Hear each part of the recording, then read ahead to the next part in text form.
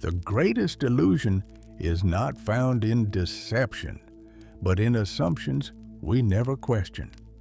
For nearly 900 years, one being stood as the living embodiment of the light side of the Force, a beacon of wisdom, a paragon of Jedi virtue, the Grand Master himself, Yoda. Yet beneath that veneer of absolute light, beneath centuries of teaching, peace, and serenity, lay something unexpected, something disturbing, a deep, comprehensive understanding of the very darkness the Jedi swore to oppose. How does the galaxy's most renowned Jedi Master possess such intimate knowledge of Sith techniques? What paths did he walk to comprehend powers that corrupt the soul? Tonight, we examine the evidence of Yoda's studies in the dark arts. We'll explore the shadows that even the greatest light casts. We'll uncover the uncomfortable truth that to defeat darkness, one must first understand it. And understanding, as any Sith would tell you, is merely the first step toward mastery. This is not a story of corruption or fall. Rather, it's the account of a Jedi who stared into the abyss, who touched the edges of corruption, who walked the ruins of Sith empires and emerged still clinging to the light. But the question lingers in every corner of this tale. At what cost? The archives of forbidden knowledge. Deep within the Coruscant Jedi Temple, past the towering halls where younglings trained and knights meditated, lay a place few were permitted to enter, the Holocron Vault, a repository of secrets so dangerous that only those on the Jedi High Council could access its deepest chambers. And within these chambers, alongside artifacts of ancient Jedi wisdom, rested objects of terrible power. Sith holocrons, pyramidal vessels of crystalline structure, pulsing with the residual darkness of their creators. These were not mere historical curiosities. They were interactive teaching devices containing the preserved consciousnesses of long-dead Dark Lords. Darth Andadu, Exar Kun, names that should have been erased from memory, their knowledge scattered to cosmic winds. Yet the Jedi kept them, studied them, and as Grand Master, Yoda had unlimited access to this library of corruption. The Jedi Order's justification was practical, even necessary. Know your enemy. Understand their techniques so you might defend against them.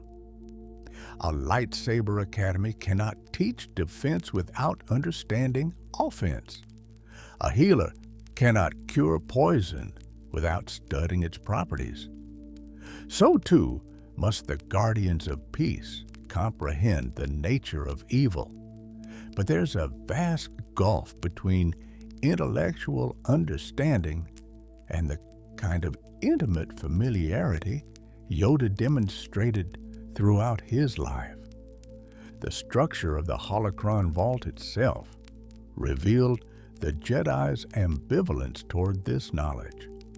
Multiple layers of security protected the deepest chambers. Only Jedi Masters sitting on the High Council could access the most dangerous artifacts, not Jedi Knights, no matter how skilled, not senior masters who weren't on the council.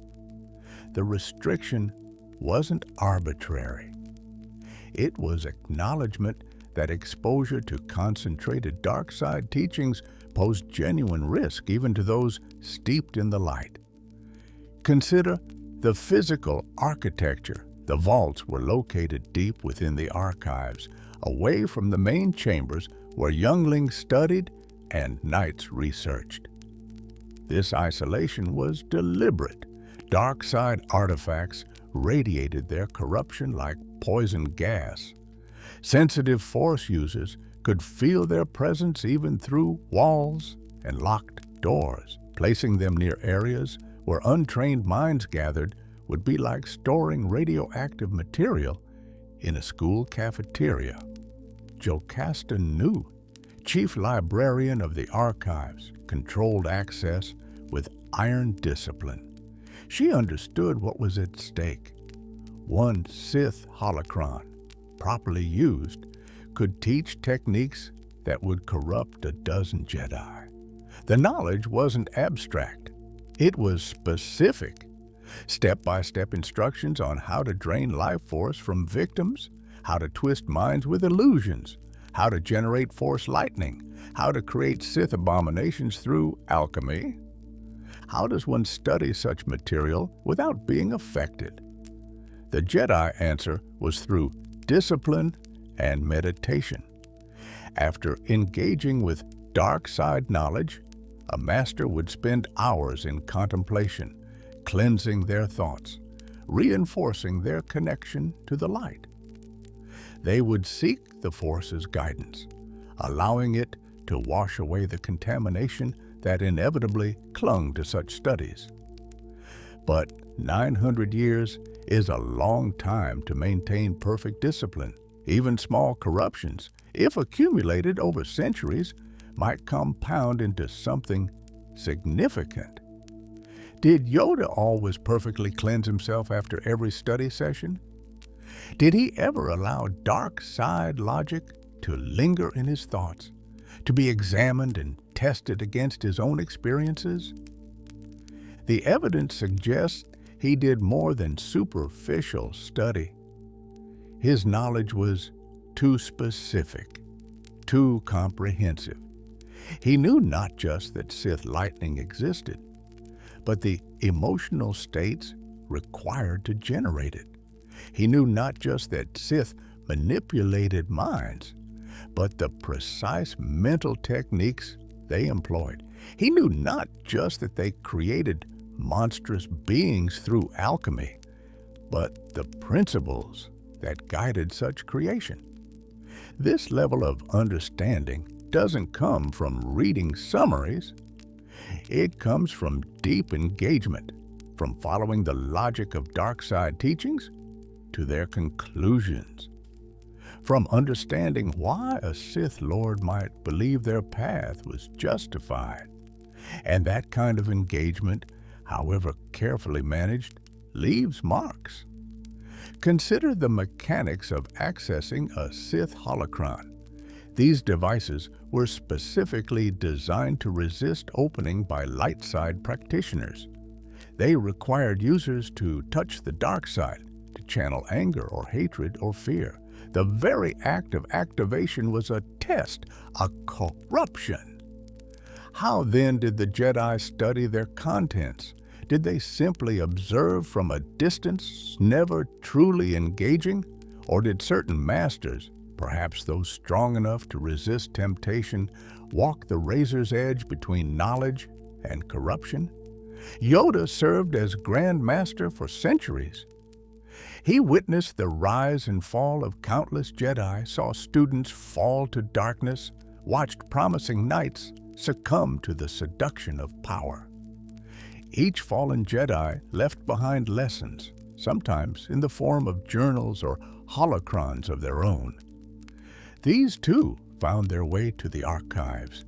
The Order's institutional memory of darkness grew with each generation, and Yoda absorbed it all. The Book of Sith, a compendium of dark side philosophy and technique, bears annotations from multiple Jedi Masters. Among them, according to certain sources, are notes from Yoda himself. Comments, observations. The handwriting of someone who didn't merely skim these pages, but studied them with the analytical precision of a scholar. This wasn't casual reading. This was research. But what kind of research requires 900 years? What depths of darkness demand such exhaustive study? Perhaps the answer lies not in what Yoda sought to learn, but in what he sought to prevent. Every technique understood is a technique that can be countered. Every philosophy dissected is a philosophy that can be dismantled. Knowledge, after all, is the Jedi's first weapon, yet knowledge has a cost. The mind that comprehends torture never quite forgets the mechanisms. The soul that understands manipulation carries forever the seeds of its practice. Yoda walked these corridors of forbidden wisdom for centuries, and each step left its mark. The rule of two, a revelation. The moment came without warning, without fanfare, in a quiet chamber within the Jedi Temple. Shortly after the death of Qui-Gon Jinn on Naboo, Mace Windu and Yoda stood in contemplation. The Sith had revealed themselves. After a millennium of supposed extinction, the ancient enemy had struck from the shadows. Mace confirmed what they both feared. There is no doubt the mysterious warrior was a Sith. The question haunted scholars and students of galactic history. Mace Windu showed no surprise at Yoda's statement, suggesting this was common knowledge among the Council. But how? Several theories emerged over the years, each more troubling than the last.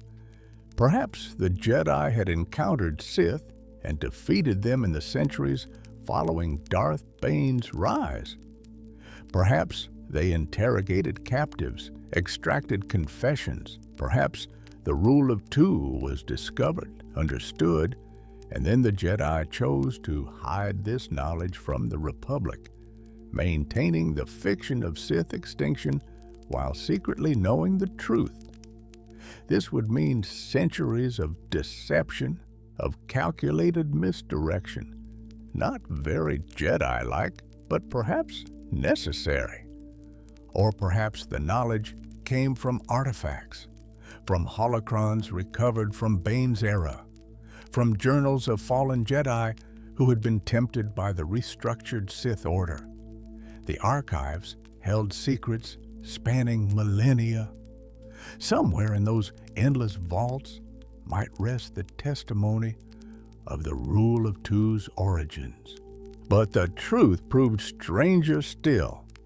During the Clone Wars, in the final season of that bloody conflict, Yoda embarked on a spiritual journey that would forever change him.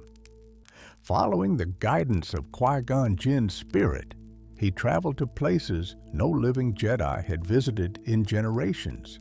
And one of these places was Moraband, the ancient Sith homeworld.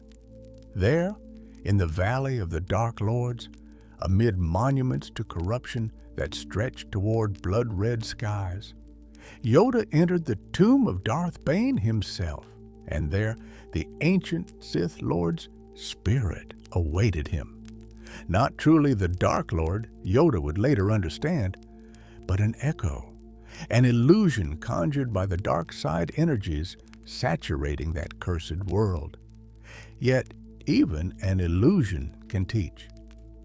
The conversation between these two titans, separated by death and philosophy but united in their mastery of the Force, revealed much. Yoda spoke Bane's name without hesitation, without introduction. Darth Bane, the ancient Sith Lord you are. There was recognition, familiarity.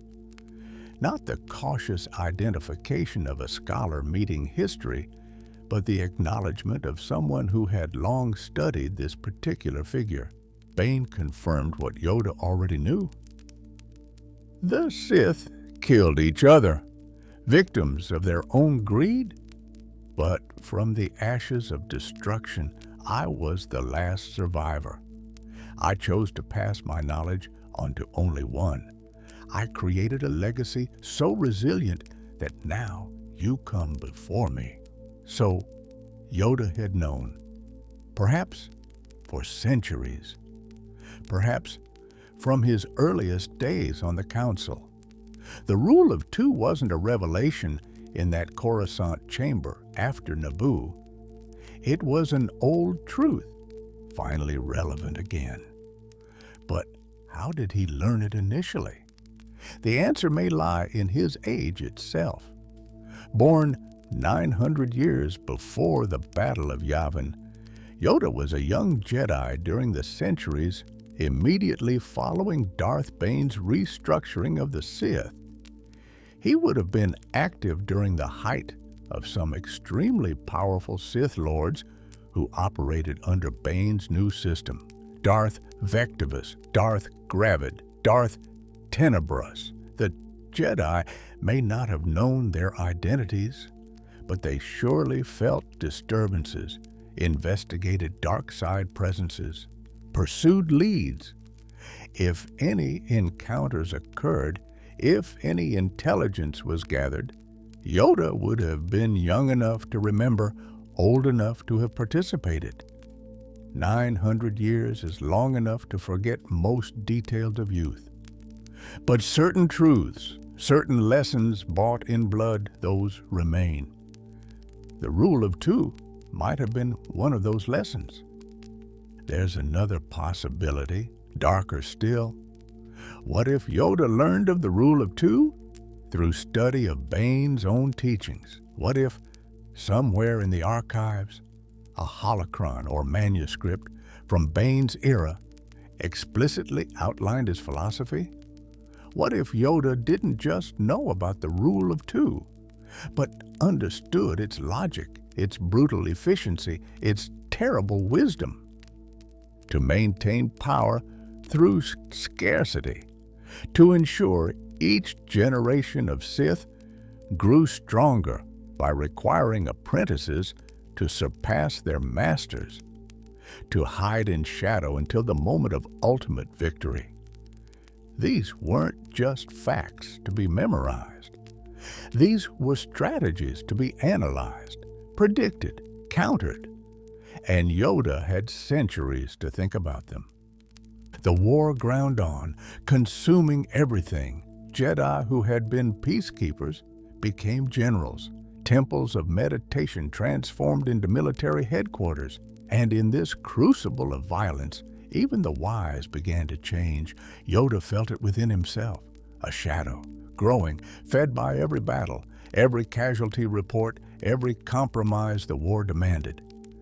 Then came Qui-Gon's voice from beyond death, guiding him toward secrets the Jedi had thought lost. The path to immortality, the ability to maintain consciousness after death, to become one with the Force while retaining identity. Ancient knowledge held by Force priestesses dwelling at the very wellspring of life itself.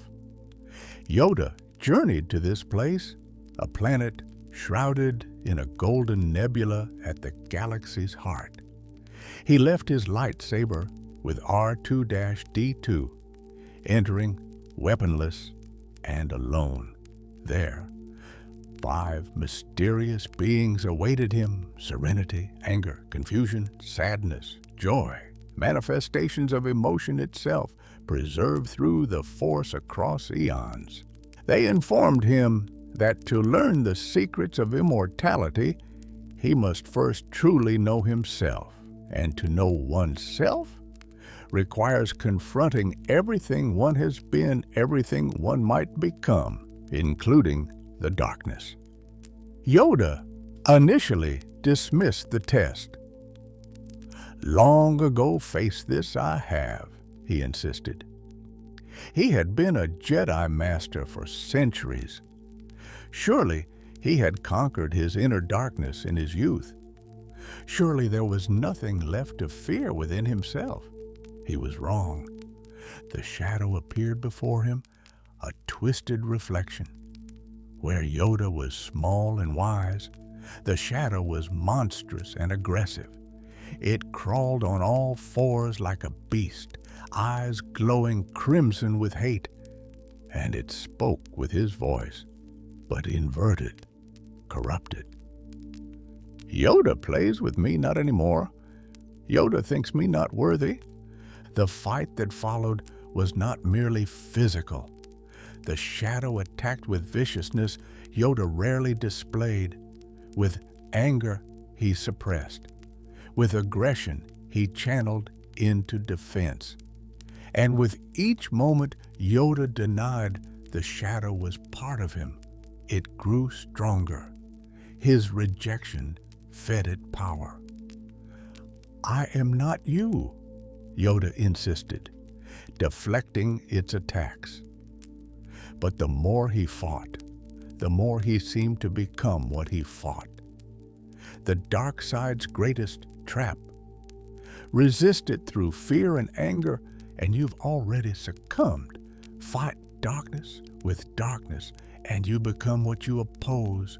The shadow taunted him with truth. Yet you spend your days in the decadence of war, and with that, I grow inside you. Know your true self. Face me now, or I will devour you. The decadence of war. The shadow spoke of something Yoda had felt but refused to acknowledge. The Jedi had become instruments of violence. They commanded armies. They led charges into battle. They wielded power over life and death on a scale unprecedented in the Order's history. And each act, no matter how justified, no matter how necessary, fed the darkness within. Yoda had trained warriors for centuries. He had taught lightsaber forms, combat techniques, methods of overwhelming opponents, all in the name of defense, of peace. But war strips away such distinctions. In battle, there is only victory and death. And Yoda had been part of war now for years. The shadow was born from this, from compromises, from pragmatism, from the slow erosion of principles under the grinding weight of necessity. It was born from hubris, from the belief that the Jedi Council, that Yoda himself, were above the temptations that had corrupted so many before. The realization hit him like a physical blow. The shadow was not some external demon. It was not the dark side attacking from without. It was him, part of him, the potential for evil that dwelt in every sentient being given form by the Force. To deny it was to grant it power, because denial itself springs from fear. So Yoda stopped fighting. He acknowledged the truth the shadow represented. The beast I am, and the beast is me. Deny you I cannot. Serenity spoke then, confirming what Yoda had learned. Conquered your hubris you have. The beast is you, and you are the beast. To deny it simply gives it power. This was not Yoda's first encounter with his capacity for darkness. 900 years of life include countless opportunities for corruption, for taking the easy path, for giving in to expediency. But this was perhaps the first time he fully acknowledged the scope of his shadow.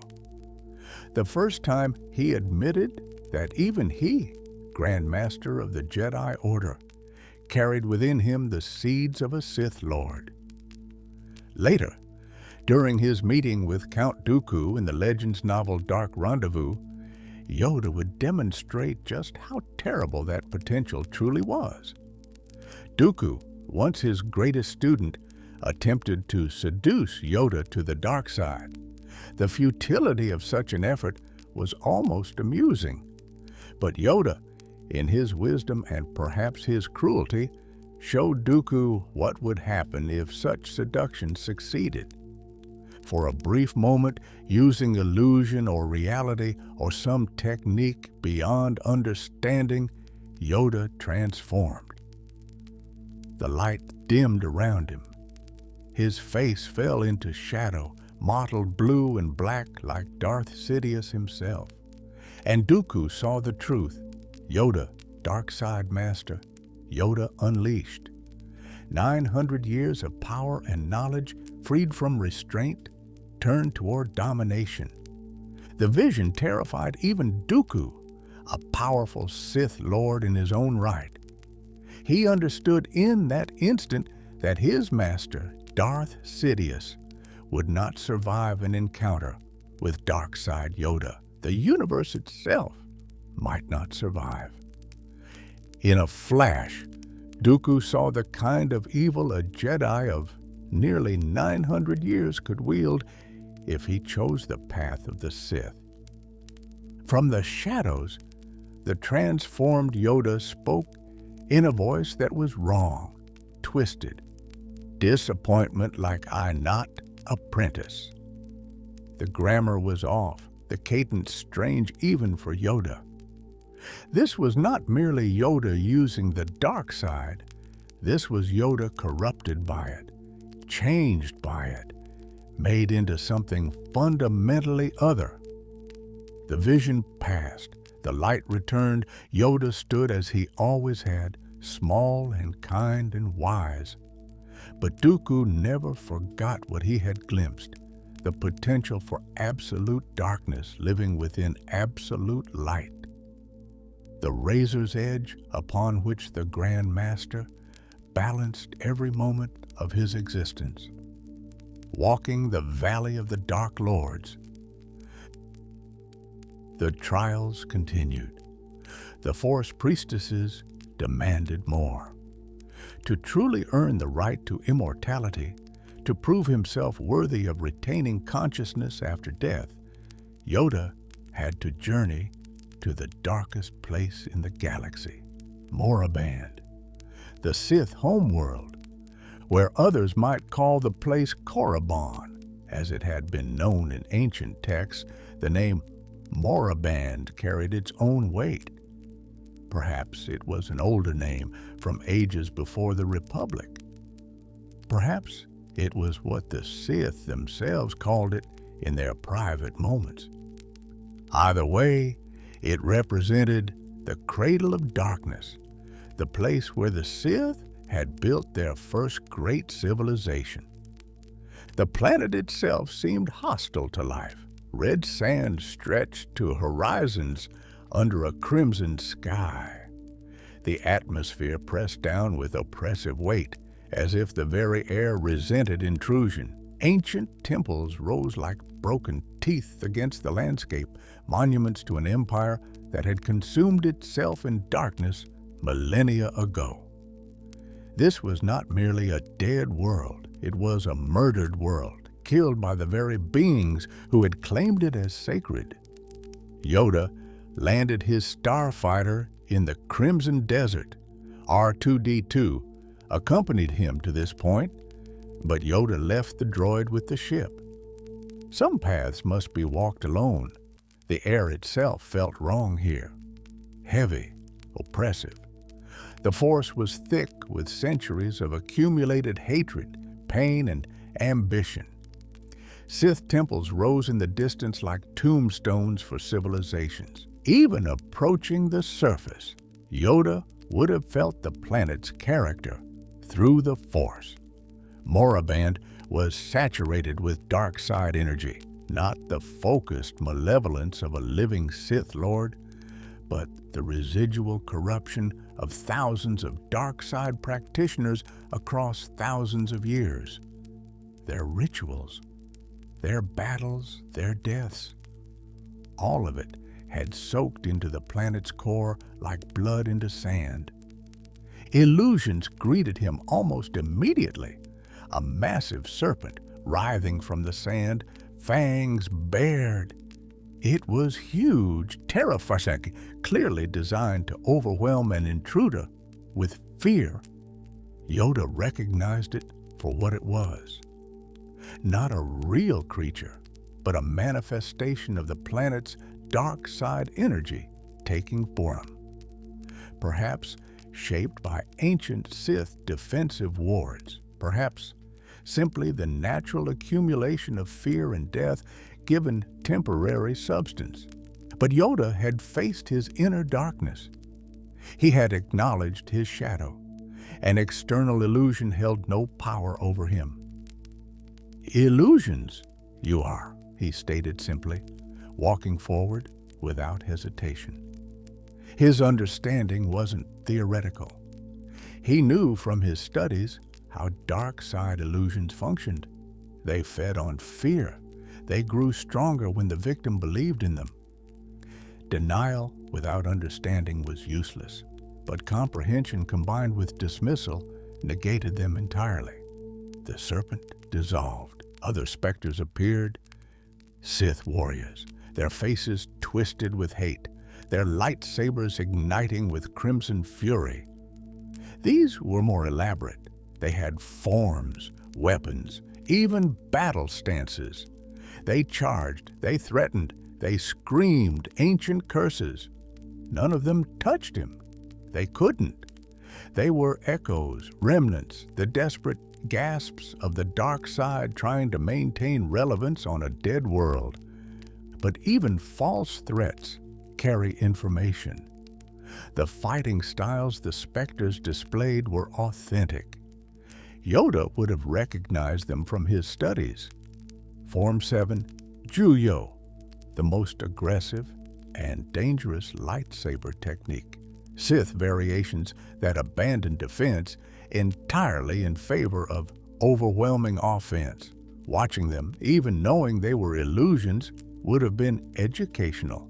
Every movement revealed principles of dark side combat philosophy. Yoda reached the Valley of the Dark Lords. Monument upon monument stretched before him. Massive statues and temples dedicated to beings who had sought immortality through power and found only dust. Their legacy was stone and sand, their knowledge preserved in tombs that few dared enter. The largest structure loomed ahead. At its entrance, R2-D2's sensors would have registered massive concentrations of dark side energy, if the droid could sense such things. Yoda felt it without technology. This was the tomb of Darth Bane. He entered. The architecture was Sith in its purest form. Harsh angles, oppressive weight, everything designed to intimidate, to remind the visitor of their insignificance before power. At the chamber's far end stood a massive statue of Bane himself, armored and imposing, and before it a sarcophagus. The tomb opened without touch. Power pulsed outward, and from the darkness emerged a figure wreathed in flame. Darth Bane, or rather, the echo of Darth Bane, preserved through Sith alchemy or the Force itself, or perhaps both. The spirit towered over Yoda, fire dancing across its form, voice resonating with the weight of 1,000 years. Bane recounted his history, how the Sith destroyed themselves through greed and infighting, how he emerged as the sole survivor and created the rule of two to prevent such waste again. He offered Yoda apprenticeship. "Have you come to be my apprentice? You must kill me to gain my place." The offer was ritual, expected. Bane would have extended it to any Force user who found this place, but Yoda's response revealed the depth of his preparation. He didn't ask who Bane was. He didn't express surprise or confusion. He simply acknowledged what he already knew. "Darth Bane, dead you are. Powerless you are. Knowledge, specific knowledge of a Sith Lord who died a millennium ago. How many Jedi could name Darth Bane? How many would recognize the significance of his tomb? Yoda did immediately. This wasn't general education. This was specialized research. Yoda had studied Bane specifically, had analyzed the Rule of Two's origins, had likely spent decades or centuries contemplating the restructuring of Sith philosophy. This one Dark Lord achieved. The specter raged and retreated, banished by Yoda's refusal to give it power through belief or fear. But the test wasn't over. The Force priestesses guided Yoda deeper into a chamber where the ancient Sith had sacrificed Jedi captives. Darkness saturated the stone. Blood, long turned to dust, still seemed to stain the floors. And there, Darth Sidious struck. Using Sith sorcery, channeled through his apprentice, Count Dooku's blood connection to Yoda, Sidious crafted an illusion more powerful than anything the dead could conjure. He showed Yoda a vision of the dying Jedi Master Sifo Dyas, begging for help, offering to reveal the identity of the mysterious Sith Lord if only Yoda would free him. It was temptation layered with truth. Sifo Dyas had indeed been involved in the creation of the clone army, a secret that gnawed at the Jedi Council. Learning Sidious's identity could end the war in a stroke. All Yoda had to do was trust the vision and accept its premise, give in to the desire for easy answers. Yoda refused. Temptation you are, created by the Sith. His understanding of Sith techniques extended even to this. He knew how dark side practitioners could craft illusions from desire. He knew the signature of such manipulation, knowledge hard-won from centuries of study. The vision changed.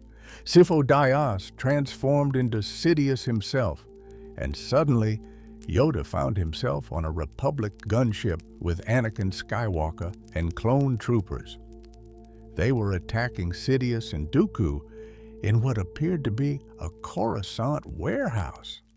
The vision was prophetic, showing events that would come to pass in slightly different forms. Anakin would indeed kill Dooku. Yoda would indeed face Sidious. But in this vision, things went wrong. The clones turned on Yoda and Anakin, corrupted by Dooku. Sidious wounded Anakin grievously. The fight moved to precarious catwalks high above the city. At one point, Yoda clung to a broken walkway with one hand, Sidious dangling further down, while Anakin lay incapacitated below. Sidious taunted him, "Save Anakin or unmask the Sith Lord. One or the other. Choose." It was the dark side's favorite game, present an impossible choice, and watch as the victim tears themselves apart trying to make it. Yoda chose Anakin. Even in an illusion, even knowing it wasn't real, his instinct was to save rather than to pursue vengeance or victory.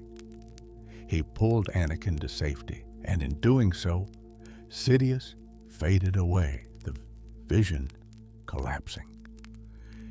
Back on Coruscant, in his chambers, Darth Sidious felt the failure of his attack.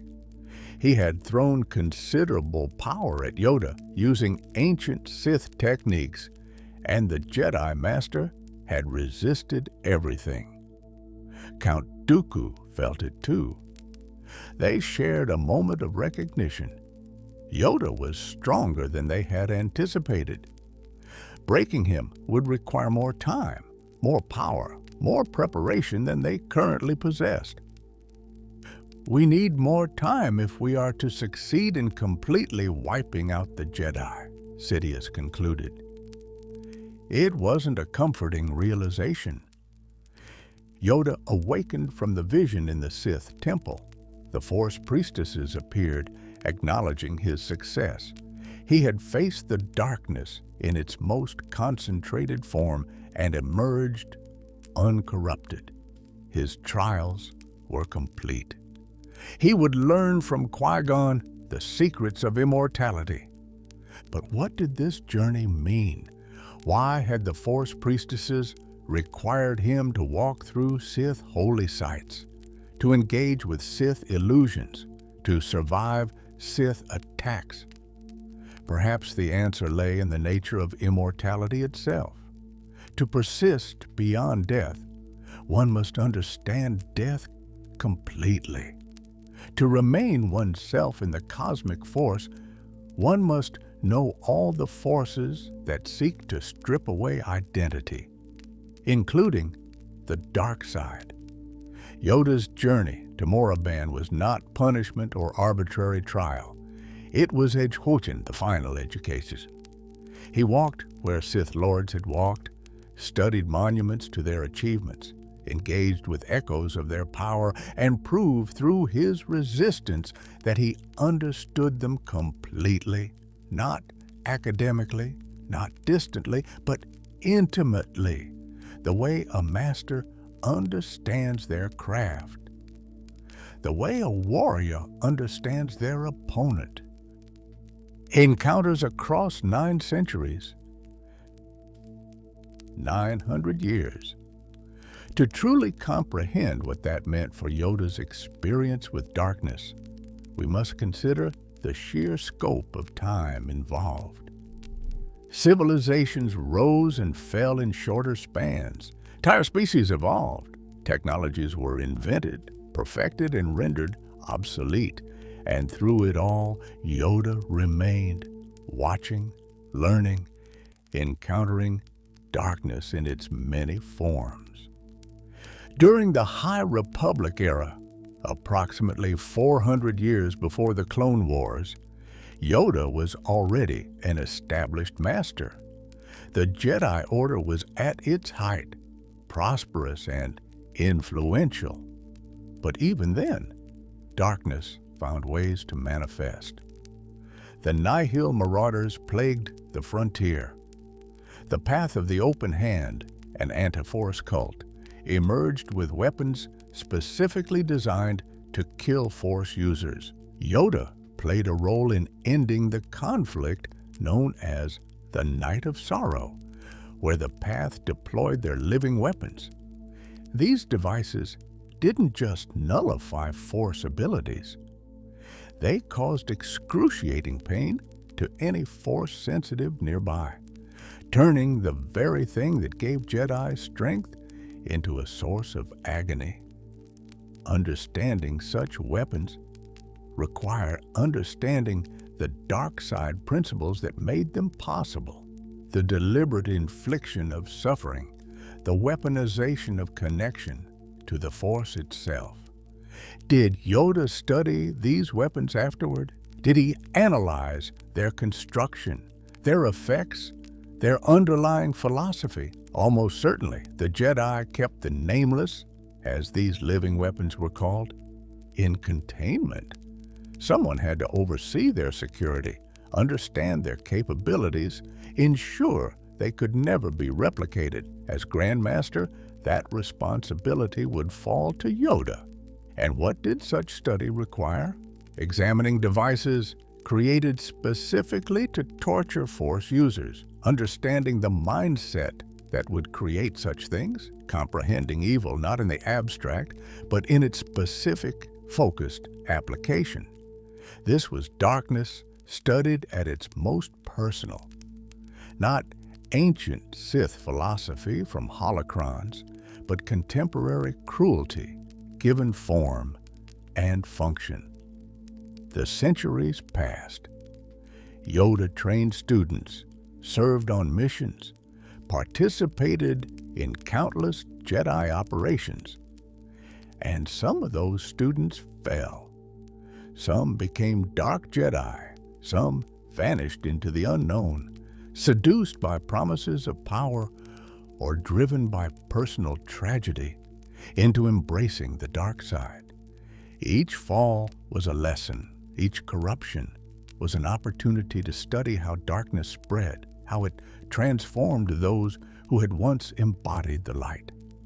Count Dooku wasn't the first of Yoda's students to fall. He might not even have been the most powerful, but he was perhaps the most public, the most painful, because by the time Dooku fell, Yoda had centuries of experience watching students succumb to darkness. He should have seen it coming, should have recognized the signs, should have intervened before it was too late. That he didn't, that he couldn't, despite all his accumulated knowledge, must have been devastating.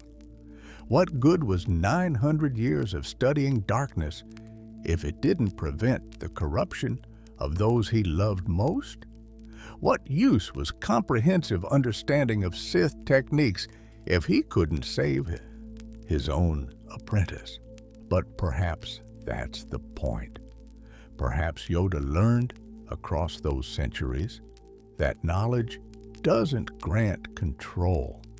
Understanding darkness doesn't mean being able to prevent it. The Force gives beings free will, and will, once bent toward corruption, often resists all attempts at redemption. There were almost certainly other encounters we don't know about. Dark side cults that emerged and were quietly suppressed, fallen Jedi who had to be tracked down and stopped, Sith artifacts discovered and secured. Each incident would have required Yoda's attention as Grand Master. Each would have demanded he engage with darkness directly, not as theory, but as immediate threat. Consider the logistics. Sith holocrons didn't just appear in the archives. They had to be recovered from somewhere. Ancient temples, crashed ships, the collections of dead Dark Lords. Someone had to retrieve them. Someone had to handle these objects of concentrated corruption and transport them safely to Coruscant. Sometimes that someone would have been Yoda himself. Imagine the experience, entering a Sith tomb long sealed, saturated with centuries of dark side energy. Finding the holocron preserved through ancient alchemy, touching it, feeling the darkness pulse through your connection to the Force, knowing that this object has corrupted others who handled it carelessly, and still maintaining enough control, enough centeredness to carry it out and bring it back for study. But at what personal cost? After your 100th encounter with dark side artifacts, do you still feel the same horror? After watching your 50th student fall to darkness, does your heart still break the same way? Or does repetition create a kind of numbness, a clinical detachment that's its own form of corruption? Yoda never seemed numb. Even in his final years, he showed compassion, warmth, care for individual beings. But perhaps the effort required to maintain such emotion century after century, while surrounded by darkness, was itself a kind of heroism. Perhaps every moment of levity, every gentle teaching, every display of kindness was a conscious choice to remain connected to the light despite everything he'd seen and known. The weight of institutional memory. As Grand Master, Yoda wasn't just an individual Jedi with knowledge of darkness.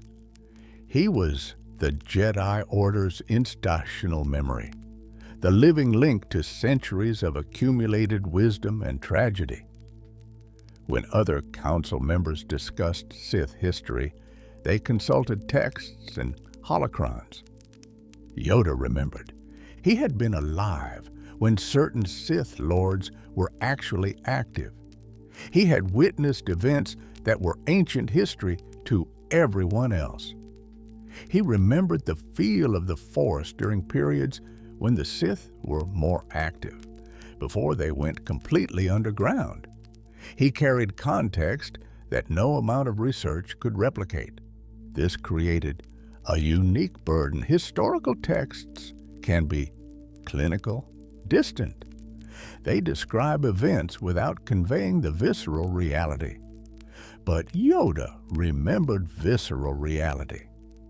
He remembered the fear that gripped the Republic when Sith were known threats. He remembered what it felt like to be a Jedi when darkness seemed to be winning. He remembered compromises the Order made, mistakes they committed, lessons bought in blood, and he couldn't forget. That's perhaps the cruelest aspect of his longevity. Beings with normal lifespans have the mercy of fading memory. Traumas blur, horrors become less sharp. Time softens even the hardest experiences.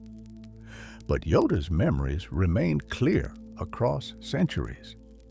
Every encounter with darkness stayed with him, as present as if it had happened yesterday. This meant he carried not just knowledge of dark side techniques, but emotional weight. He knew what it felt like to fight Sith Lords and watch friends die. He knew the despair of seeing students fall. He knew the frustration of studying darkness for centuries and still being surprised by new manifestations. All of this accumulated into a psychological burden that would be unbearable for most. Yet he bore it, and more than that, he used it. His comprehensive knowledge became the Order's resource. When questions arose about obscure Sith techniques, Yoda had answers. When historical precedents were needed for current situations, Yoda remembered them. When younger Jedi needed to understand why certain practices were forbidden, Yoda could explain not just the rule, but the specific tragedies that led to it. But this role also isolated him. Who could Yoda talk to about centuries of accumulated dark side knowledge? Who could understand the weight he carried? Even other long-lived species didn't match his lifespan. He was alone in his experience, surrounded by beings who lived and died while he endured. This isolation might explain some of his eccentricity, the playful behavior, the strange syntax, the sometimes cryptic teachings. Perhaps these were ways of maintaining connection to beings whose experiences were so different from his own. Perhaps they were strategies for remaining approachable despite being fundamentally alien in his accumulated experience.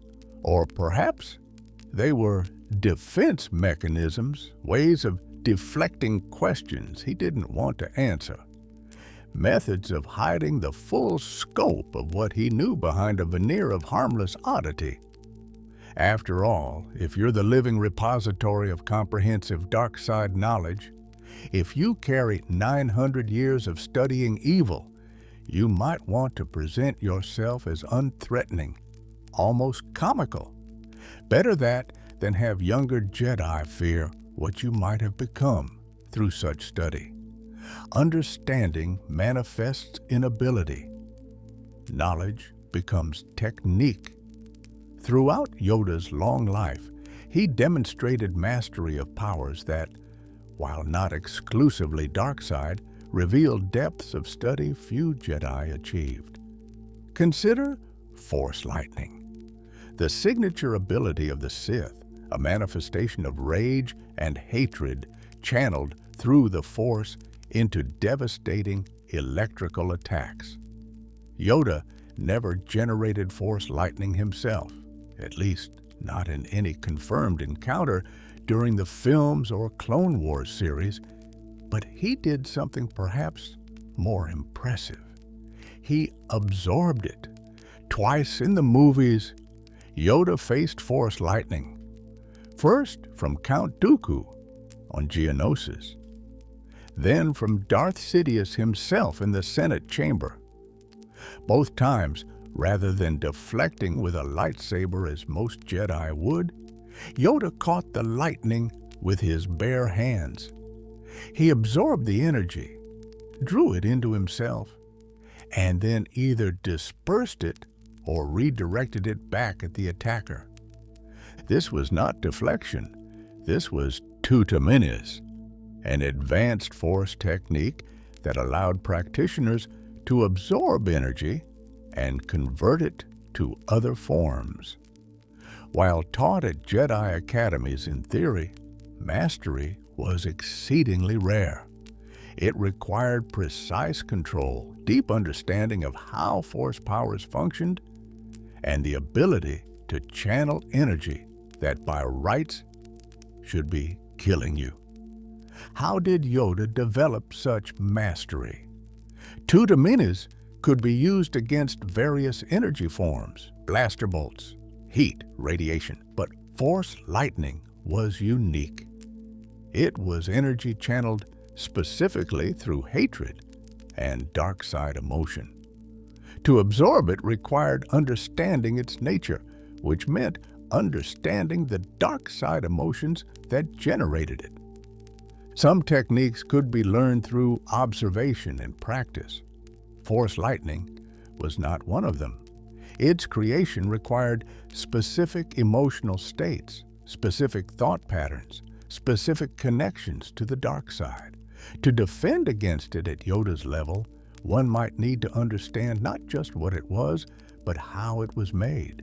The recipe, not just the result. Where did Yoda gain this understanding?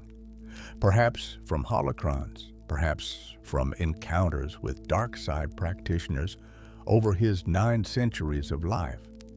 Perhaps from careful study of fallen Jedi who had used similar techniques. Or perhaps from something more direct, from walking right up to the line of what it would take to generate such power, understanding the mechanism without ever quite activating it. The absorption of Force lightning was not Yoda's only demonstration of dark side adjacent power. In The Last Jedi, many years after his physical death, Yoda's Force ghost called down lightning from the sky to destroy the tree containing the ancient Jedi texts on Ahch-To. The lightning was natural, pulled from storm clouds overhead. But the precision of the strike, the intentionality, suggested power beyond simple weather manipulation. Was this dark side Force lightning? Technically, no. It was natural electricity, redirected. But the visual similarity was striking, and the act itself, destruction of sacred texts to teach Luke a lesson about letting go of the past, carried a ruthlessness that seemed almost Sith-like in its willingness to break what others held holy. Perhaps that's overthinking a scene, or perhaps it revealed that even in death, even as a being of pure light side energy, Yoda retained the capacity for actions that blurred the boundaries between philosophies. He was not constrained by rigid thinking. He saw the Force as it truly was, a tool, a power, neither light nor dark in itself, but made so by the intentions of its wielder. Beyond Force lightning, Yoda demonstrated other abilities that suggested comprehensive Force education.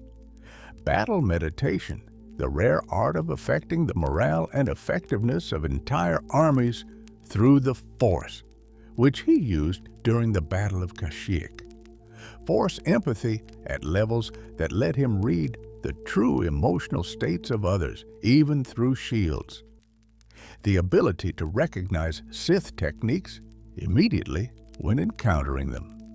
But perhaps his most telling demonstration came in that vision shown to Dooku in Dark Rendezvous, when Yoda briefly became what he might have been had he chosen darkness.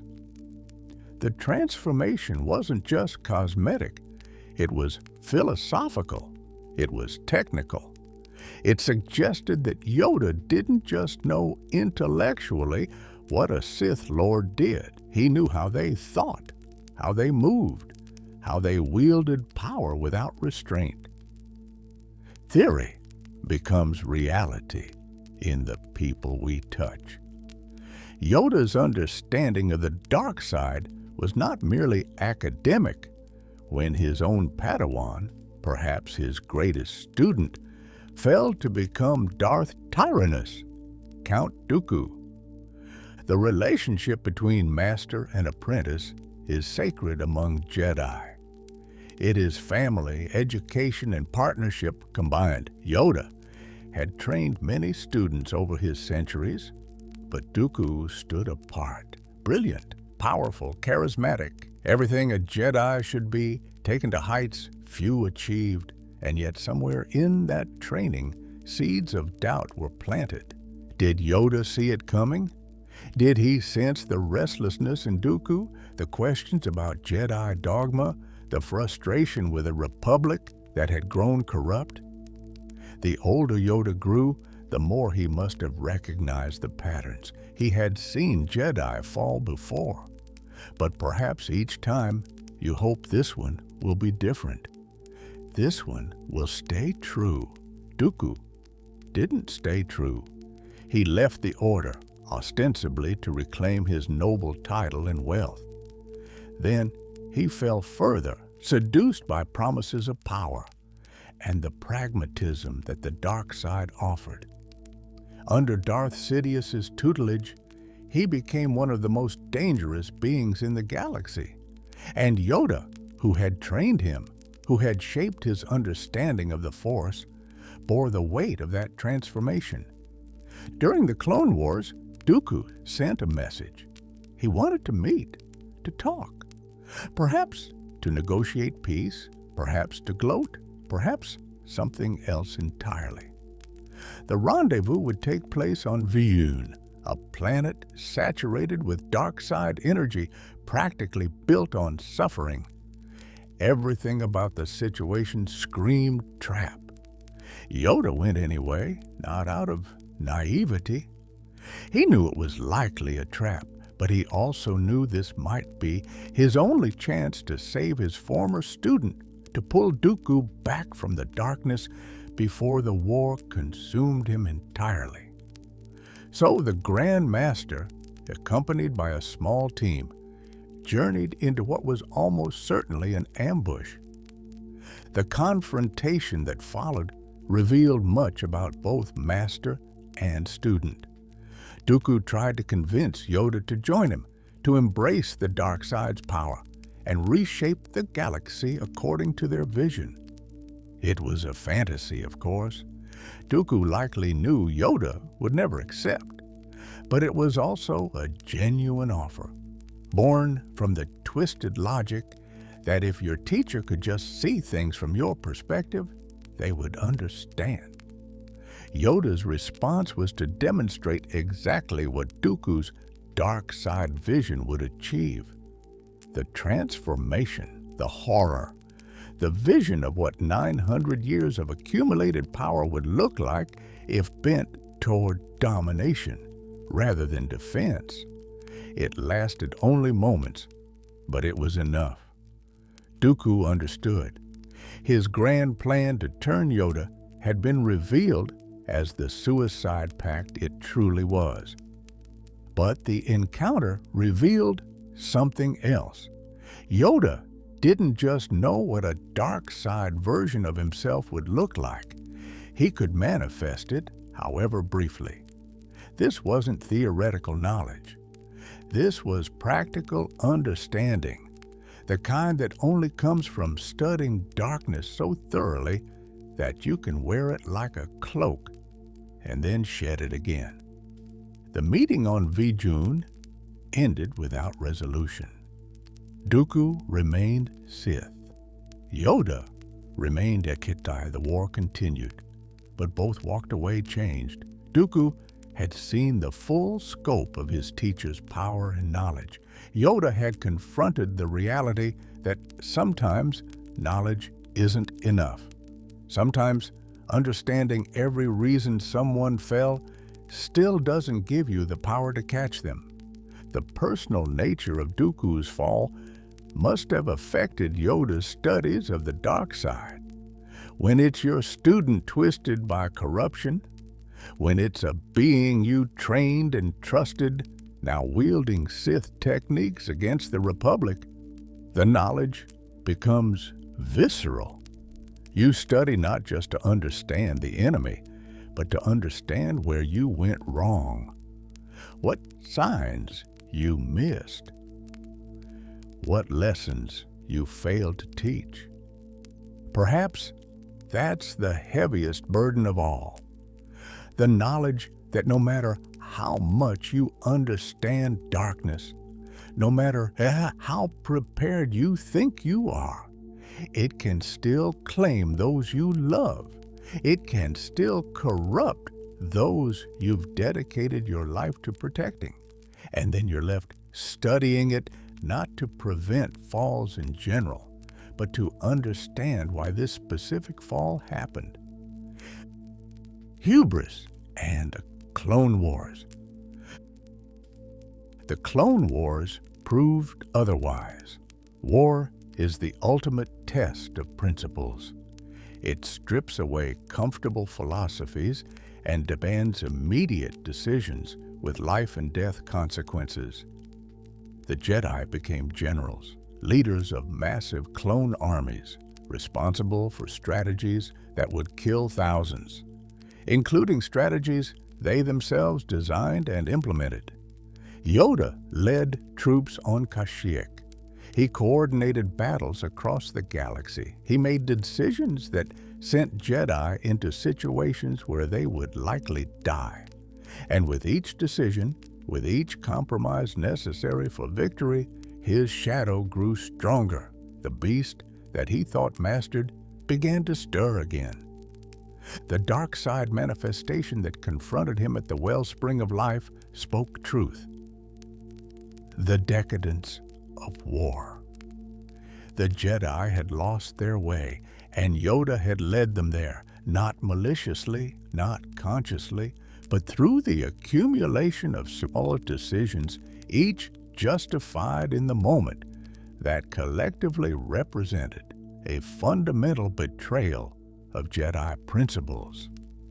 Peace was the Jedi goal. Negotiation, diplomacy, violence only as an absolute last resort, and then only in defense. The Clone Wars made mockery of all these ideals. The Jedi became aggressors. They led invasions. They planned offensives.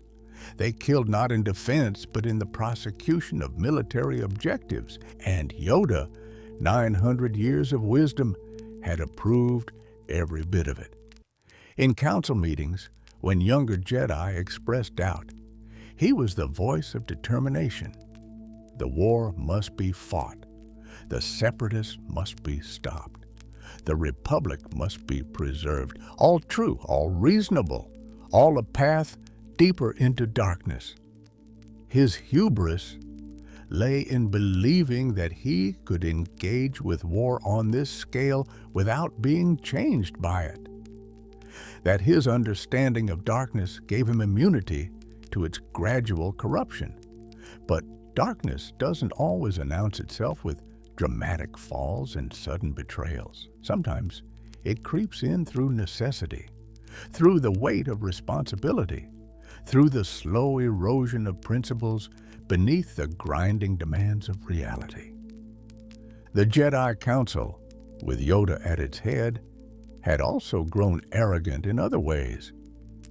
They dismissed the possibility of Sith involvement in the Republic's affairs, even as evidence accumulated. They ignored warnings. They assumed their collective wisdom was sufficient to detect threats. And Darth Sidious, hiding as Chancellor Palpatine, played them perfectly. How much of Yoda's knowledge of the dark side actually helped him? He knew Sith techniques. He knew their philosophy. He knew their history. And yet he sat in council meetings with Darth Sidious's puppet and never sensed the truth until too late. Knowledge without application is useless. Understanding without recognition is blindness. Perhaps that's what his shadow represented.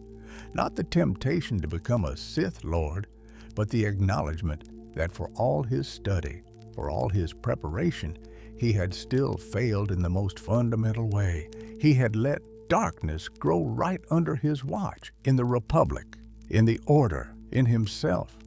When Yoda returned from his trials and spoke with Mace Windu and Obi-Wan, he was changed, more humble, more aware of limitations.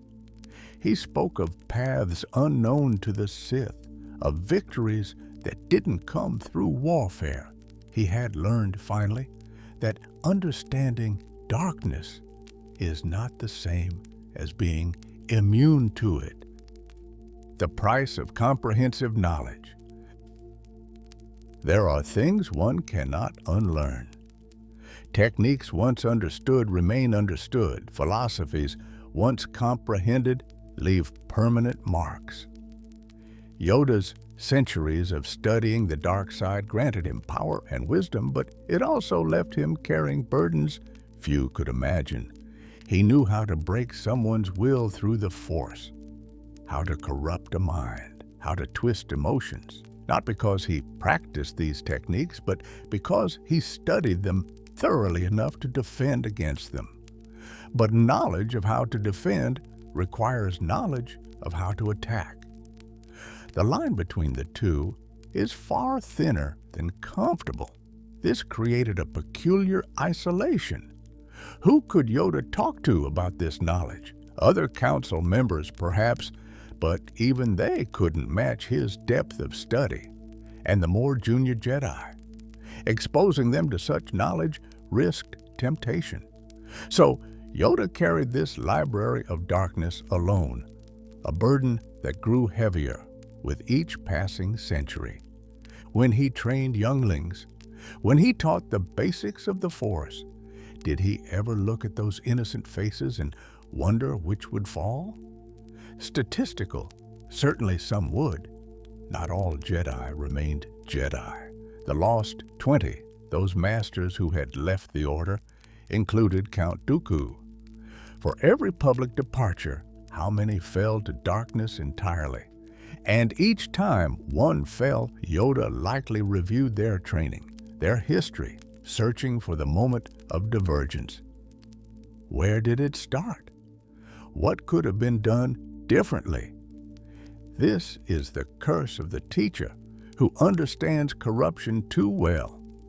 Every failure becomes a personal indictment. His warnings to Luke Skywalker decades later carried the weight of this experience. Once you start down the dark path, forever will it dominate your destiny.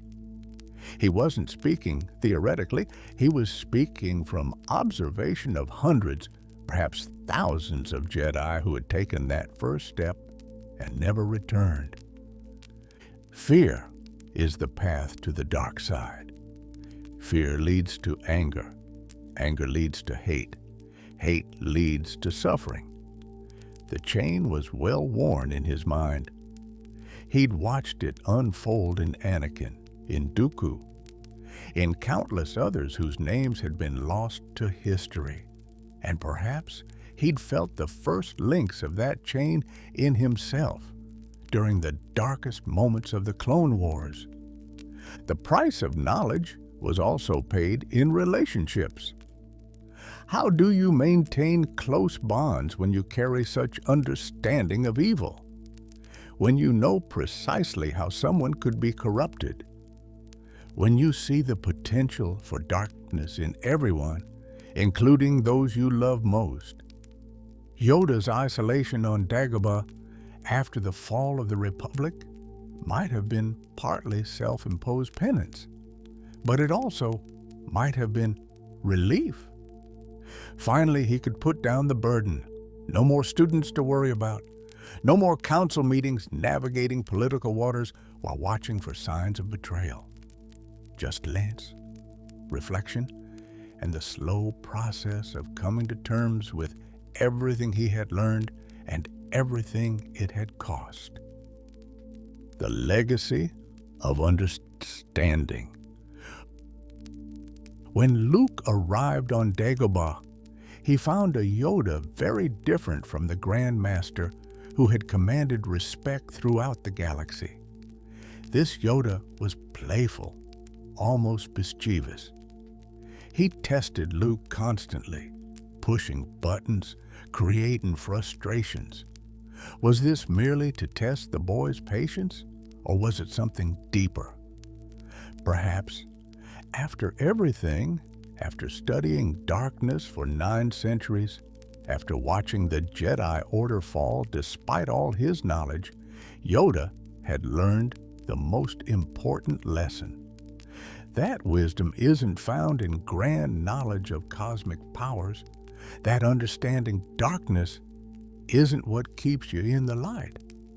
Sometimes the light is maintained through simple things, through laughter, through connection, through remembering that the Force flows through all living things, not just those engaged in galactic struggles between philosophies. His training of Luke was minimal in some ways. He taught basics. He encouraged intuition. He warned against the dark side, but didn't drown Luke in the kind of comprehensive knowledge Yoda himself carried.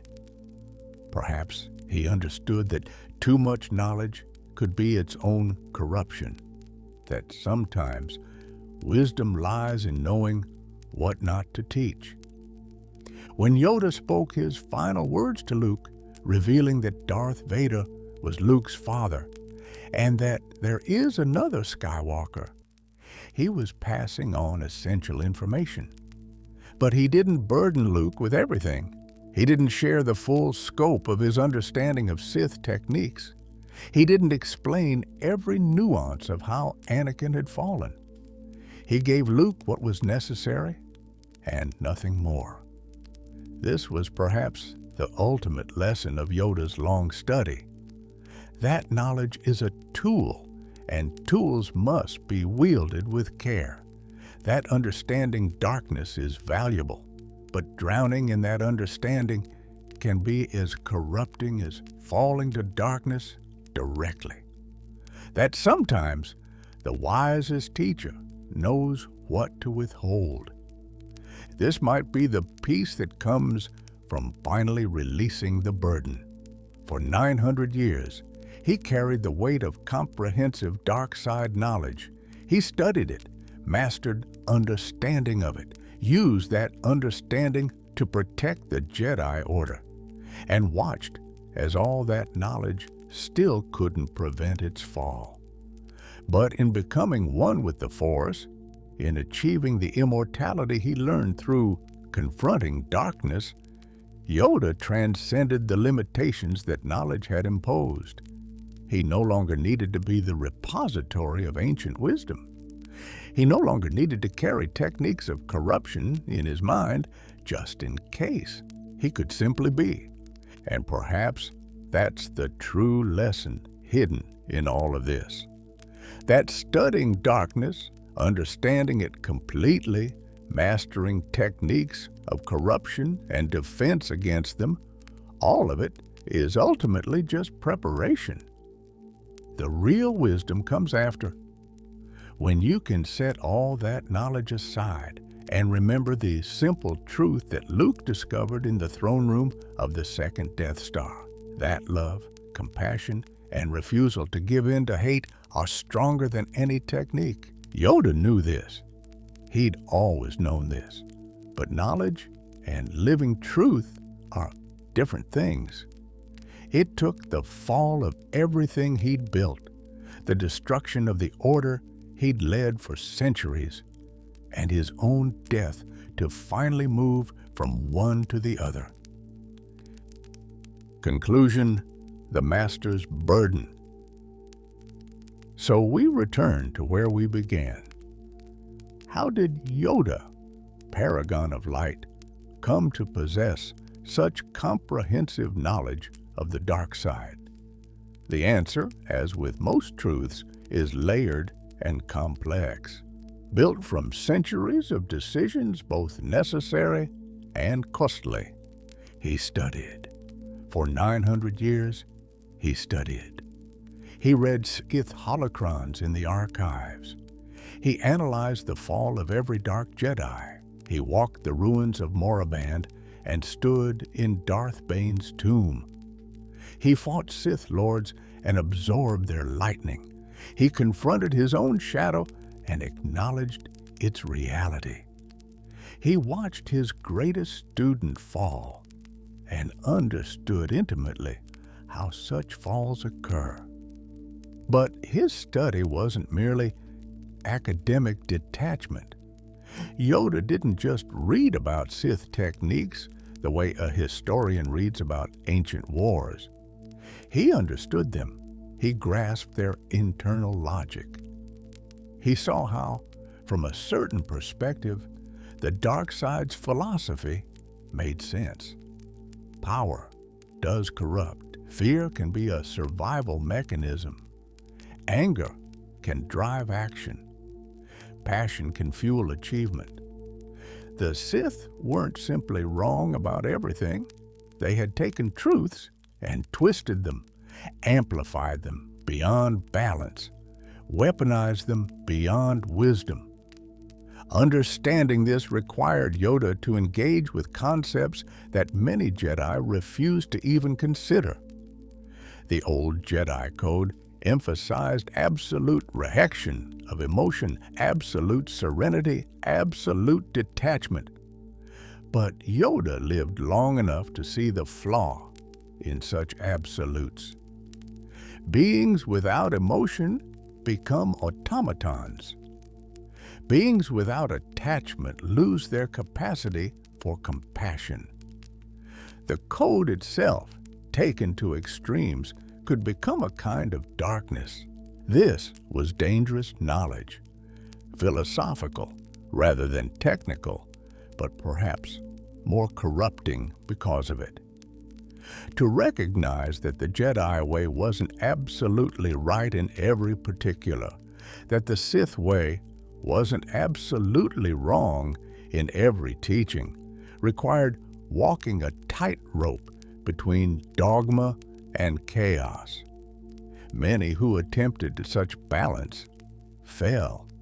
Dooku fell in part because he questioned Jedi orthodoxy and found the questions led him toward Sith answers. Yet Yoda maintained the balance. How? Perhaps because he understood that knowledge of darkness is not the same as choosing darkness. A healer who understands poison doesn't become a poisoner. A warrior who understands killing doesn't become a murderer. The capacity for evil, comprehended and controlled, becomes the foundation for choosing good with full awareness of the alternative. He understood Sith techniques not just intellectually, but practically. He could have generated Force lightning had he chosen to channel the necessary hatred. He could have manipulated mind had he decided ends justified means. He possessed the knowledge to become the most terrifying Dark Lord the galaxy had ever seen. The vision he showed Dooku wasn't fantasy or empty threat. It was genuine possibility, restrained only by will and choice. The Jedi Order failed. That's a historical fact. Order 66 destroyed them. But the Order's philosophical weakness ran deeper. They had grown complacent. They believed that understanding darkness was sufficient protection against it. They studied techniques defensively, without recognizing that war itself, regardless of technique, was corrupting them. They became so focused on fighting the Sith that they forgot why Jedi existed in the first place. Yoda embodied this failure and transcended it. He understood the failure. He acknowledged it. He accepted his role in it. And he learned from it in ways that even death couldn't erase.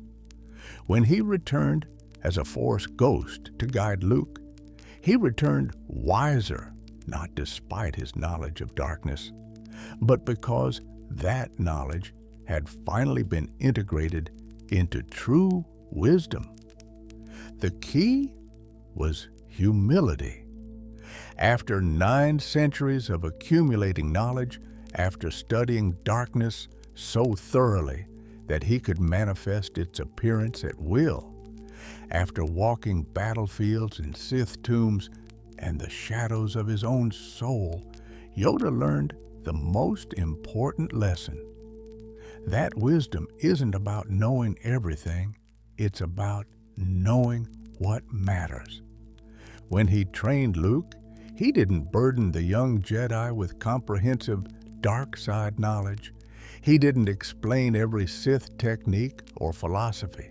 He taught basics. He encouraged trust in the Force. He warned against obvious dangers. And most importantly, he admitted his own failures openly, without shame or deflection. "Failed I have," he acknowledged after the duel with Sidious. No excuses, no rationalizations, just acceptance. This acceptance, this willingness to admit limitation despite vast knowledge, might have been the most important thing Yoda learned. That 900 years of study, of understanding Sith techniques and philosophy, still hadn't been enough to prevent Darth Sidious's rise. That knowledge alone doesn't save anyone. That sometimes the wisest beings are the ones who recognize the boundaries of their wisdom. Perhaps that's the final lesson of Yoda's dark side studies. That knowledge alone saves no one. That understanding evil doesn't prevent evil. That 900 years of studying Sith techniques and philosophy still left him vulnerable to Sidious's plans. But that failure, properly understood, becomes wisdom. And wisdom, properly applied, becomes redemption. The Jedi fell, but through Yoda's teaching, through his willingness to acknowledge error and pass on not just knowledge, but understanding of knowledge's limitations, the Jedi returned. Different, humbler, more aware that light and dark exist in balance, not opposition. That understanding darkness is necessary, but not sufficient. That wisdom comes not from knowing everything, but from knowing what matters. Yoda studied the dark side comprehensively. He mastered understanding of Sith techniques. He walked in shadow to understand light, and in doing so, he preserved the possibility of the Jedi's return. Not as warriors, not as enforcers, but as something the old order had forgotten to be. Servants of the Force in its totality, acknowledging both light and dark, choosing the light not from ignorance but from wisdom. That's the legacy of Yoda's dark side knowledge, not corruption, not fall, but the deep, hard-won understanding that sometimes, to save the light, you must first comprehend the darkness.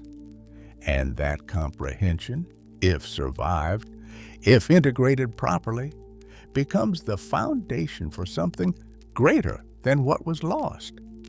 If you enjoyed this deep dive into one of Star Wars' most complex characters, if you want to explore more hidden truths about the Sith and their techniques, then please like this video and subscribe to the channel. The shadows of Star Wars contain countless secrets, and we're here to illuminate them all, one story at a time. May the Force be with you in all its complexity.